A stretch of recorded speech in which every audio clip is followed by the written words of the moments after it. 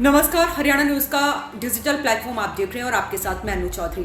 आज हम बात करेंगे क्योंकि जिस तरीके से कांग्रेस को आए दिन तो झटके लग रहे हैं, लेकिन आज एक बड़ा झटका लगा है। गुजरात में कांग्रेस के कार्यकारी अध्यक्ष थे और आज वो बीजेपी में शामिल हो गए। जी हम बात कर रहे हैं हार्दिक पटेल की, जिन्होंने आज बीजेपी का दामन थाम लिया है। 18 मई को उन्होंने कांग्रेस से इस्तीफा दिया था और मात्र 20 दिनों के अंदर ही उन्होंने आज यानी कि 2 जून को बीजेपी का दामन थाम लिया है। इसी साल दिसंबर में 182 विधानसभा सीटों के लिए चुनाव होंगे गुजरात में, और ऐसे में देखना यही होगा 25 सालों का सूना पहले ही ये गुजरात में कांग्रेस के लिए 25 सालों से कांग्रेस सत्ता में नहीं आई है। तो ऐसे में यहाँ पर बड़ा झटका लगा है क्योंकि पाटीदार बड़े नेता थे हार्दिक पटेल, और 14% अगर मैं बात करूं तो 14% पटेल समुदाय के लोग गुजरात में हैं। तो जिस बीजेपी के खिलाफ पाटीदार आंदोलन खड़ा करके वो नेता बने, जिस बीजेपी के मुख्यमंत्री की कुर्सी उनकी वजह से गई, जिस बीजेपी नेतृत्व को वो पहले गुंडा कहा करते थे, जिस बीजेपी ने उन पर देशद्रोह जैसे संगीन आरोप लगाए, आज उसी बीजेपी का उन्होंने दामन थाम लिया।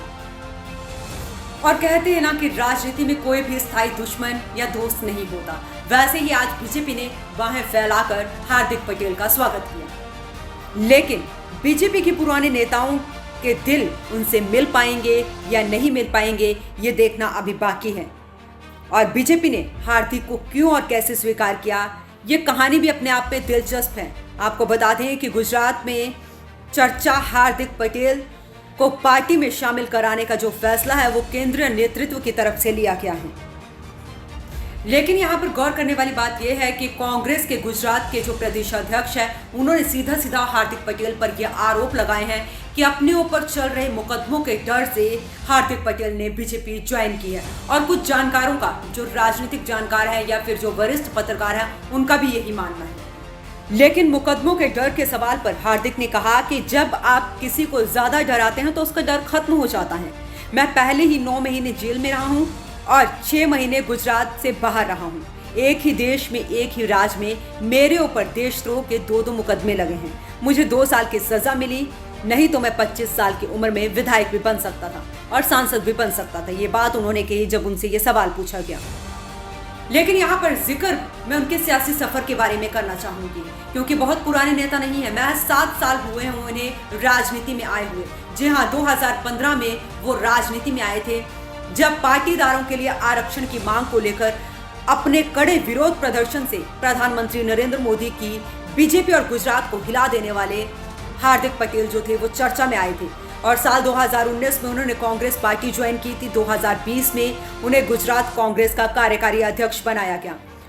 लेकिन गौर करने वाली बात यहाँ पर यह है कि हार्दिक पटेल ने अभी तक कोई भी चुनाव नहीं लड़ा है। तो हो सकता है कि इस बार वो बीजेपी की तरफ से विधानसभा चुनाव लड़ सकें या नहीं लड़ सकें, ये तो अब आने वाले दिसंबर में ही पता चल पाएगा। यहाँ पर मैं जिक्र करना चाहूंगी क्योंकि जिस तरीके से 2015 में बड़ा आंदोलन हुआ था, पाटीदार अपने आरक्षण के लिए लड़ रहे थे गुजरात में, और ऐसे में 14 लोग जो थे उनके मौत भी हो गई थी। तब हार्दिक पटेल ने एक माहौल खड़ा किया था कि पाटीदार बीजेपी से नहीं जुड़ेगा, क्योंकि बीजेपी एक खूनी पार्टी है। 14 युवा जो हैं वो पाटीदार आंदोलन में शहीद हुए हैं। लेकिन बीजेपी ने यहाँ पर एक संदेश देने की कोशिश की है कि हार्दिक पटेल को तो बड़े पाटीदार नेता है, अपने में शामिल कर लिया, बीजेपी में शामिल कर लिया है, तो वो किसी को भी अपने साथ अपनी पार्टी में शामिल कर सकती है। अब देखना यही होगा, क्योंकि दिसंबर में इलेक्शन होंगे, 182 सीटों के लिए चुनाव होंगे, और अगर गुजरात की बात करूं तो 150 सीटों पर जीत सुनिश्चित कर रही है बीजेपी। अब ये जोर का झटका जो है कांग्रेस को किस तरीके से लगता है, क्योंकि 25 सालों से कांग्रेस वहां सत्ता से बाहर है। तो अब ये तो दिसंबर में ही पता चलेगा कि सत्ता पर काबिज कौन होता है।